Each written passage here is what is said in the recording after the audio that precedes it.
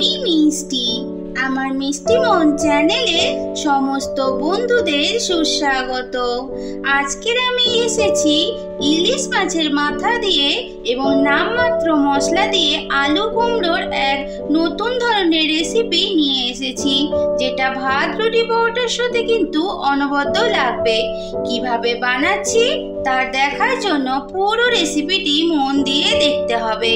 তাহলে step by step তোমরা দেখতে থাকো। ওইদিকে গ্যাসের মধ্যে আমি কড়াই বসিয়ে আমি সরষের তেল গরম করতে দিয়ে দিয়েছি। আর এদিকে ইলিশ মাছের দুটো মাথা নিয়ে আমি একটু হলদি পাউডার আর লবণ দিয়ে ভালো করে মাছের মাথাগুলো মেখে নিচ্ছি ভেজে নেওয়ার জন্য।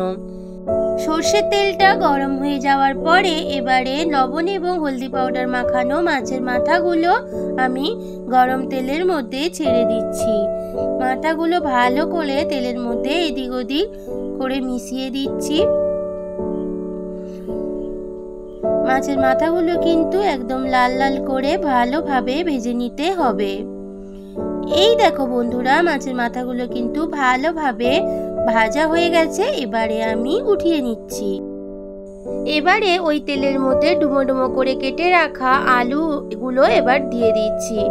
আলুগুলো ভালো করে একটু ভেজে নিতে হবে। আলুগুলো কুমড়োর থেকে একটু সেদ্ধ হতে টাইম লাগে, এই জন্য আমি আলুটা আগে ভেজে নিচ্ছি। একটু সামান্য লবণ দিয়ে ভালো করে আলুটা মিশিয়ে নিচ্ছি। এই দেখো ভালোভাবেই কিন্তু আলুগুলো ভাজা হয়ে গেছে। এইবারে আমি আলুগুলো তুলে নিচ্ছি। আলুগুলো ভেজে নেওয়ার পরে কড়াইতে 2 চামচ তেল অ্যাড করে দিলাম। তেলটা গরম হয়ে যেতে গোটা গরম মশলা, গোটা জিরে আর কাঁচা লঙ্কা ফোড়ন হিসেবে দিয়ে দিলাম। ভালো করে ফোড়নটা এবার তেলের সাথে মিশিয়ে নিয়ে ভেজে নেব। এদিকে একটা বাটির মধ্যে দেখো একটু হলদি পাউডার, একটু লাল লঙ্কা পাউডার, একটু গরম মশলা পাউডার, একটু জিরা পাউডার, ধনিয়া পাউডার একসাথে রেখেছি। একটু জল মিশিয়ে একটা পেস্ট বানিয়ে নিচ্ছি। এইদিকে ফোড়নটা ভালো করে কিন্তু ভাজা হয়ে গেছে। দেখো ভাজা হওয়ার পরে একটু আমি গ্রেট করা আদা প্রায় 2 চামচ মতো অ্যাড করে দিচ্ছি। ভালো করে আদাটা এবার তেলের সাথে মিশিয়ে নিয়ে ভালো করে কষিয়ে নেব যতক্ষণ না আদা স্মেলটা চলে যায়। এইবারে আদা কষে নেওয়ার পরে দিয়ে দিলাম পেস্টটাও ভালো করে আদার সাথে মিশিয়ে নিয়ে কষিয়ে নেব। দেখতেই পাচ্ছ ভালো করে কষিয়ে নিচ্ছি। মশলাটা ভালো করে কষানোর পরে কুচনো টমেটো অ্যাড করে দিলাম। টমেটোটাও মশলার সাথে ভালো করে মিশিয়ে নিয়ে কিছুক্ষণ দেখো এইভাবে কষাতে কষাতে টমেটোটা কিন্তু আগে থেকে অনেকটা নরম হয়ে গেছে।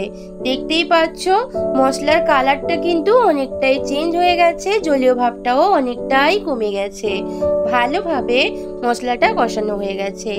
একটা রান্নাতে মশলা যদি ভালোভাবে কষানো যায় রান্নার টেস্টটা কিন্তু অনেকটা ভালো হয়। মশলাটা প্রায় 2 থেকে 3 মিনিট ভালোভাবে কষিয়ে নিলাম। এরপরে অ্যাড করে দিলাম ভেজে রাখা আলু এবং কুমড়ো এবং আলু ভালো করে মশলার সাথে মিশিয়ে নিচ্ছি। কিছুক্ষণ এইভাবে কুমড়ো এবং আলুটা মশলার সাথে মিশিয়ে নিয়ে রান্না করে নেব। তারপর ঢাকা দিয়ে রেখে দেব। 2 মিনিট বাদে ঢাকনা খুলে দেখো, দেখতেই পাচ্ছ তোমরা মশলাটা ভালোভাবে আলু কুমড়োর সাথে মিশে গেছে। এতক্ষণ যারা আমার সাথে আছো তাদের সবাইকে অসংখ্য ধন্যবাদ। তোমরা এইভাবে আমার পাশে থেকো। স্বাদ মতো লবণ মিশিয়ে নিলাম এবং সঙ্গে মিশিয়ে দিচ্ছি ভেজে রাখা মাছের মাথাগুলো। মাছের মাথাটা একটু ভাজার সময় একটু ভেঙে নিয়েছিলাম। এবারে ভালো করে সব কিছু মিশিয়ে নিচ্ছি, নিয়ে কিছুক্ষণ আবার ঢাকা দিয়ে রেখে দেব। 2 মিনিট পর ফিরে এলাম। ঢাকনাটা খুলে দেখো আমার সবজিগুলো কিন্তু ভালোভাবেই সেদ্ধ হয়ে গেছে। কুমড়ো এবং আলুগুলো দেখো ভালোভাবেই কিন্তু জিনিসটা মাখো মাখো হয়ে গেছে। এইবারে আমি অ্যাড করে দেব একটুখানি পেঁয়াজ, যেটা বেটে রেখেছিলাম ওটা দিয়ে দিলাম। তোমরা চাইলে যখন সবজি কষানো হয়েছিল তখনও পেঁয়াজ বাটাটা অ্যাড করতে পারতে, কিন্তু এখনো দিলে কোনো সমস্যা নেই। আর আমি দিয়ে দিলাম একটু মিষ্টি, যেহেতু আলু কুমড়োর তরকারি, কুমড়োটা মিষ্টি আছে, তাও যদি একটুখানি চিনি দেওয়া যায় এই রান্নাটা কিন্তু টেস্টটা অনেকটা বেড়ে যায়। যাদের পছন্দ নয় তারা দিও না। আর কতগুলো কাঁচা লঙ্কা আমি অ্যাড করে দিলাম, দিয়ে সব কিছু ভালো করে মিশিয়ে নিচ্ছি। রান্নাটা কিন্তু অলমোস্ট আমার হয়ে এসেছে প্রায়।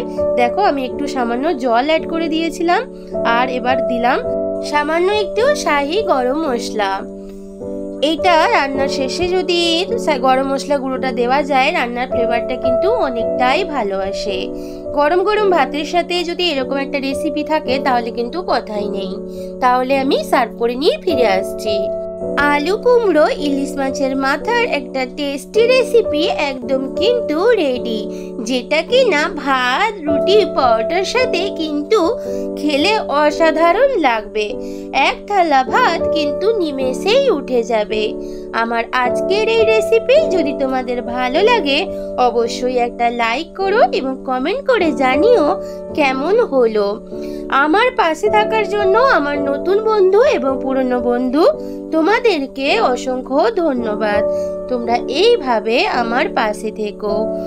আর যারা নতুন বন্ধু আসছো, আমার ভিডিওগুলো দেখে যদি তোমাদের ভালো লাগে অবশ্যই চ্যানেলকে সাবস্ক্রাইব করে নিও।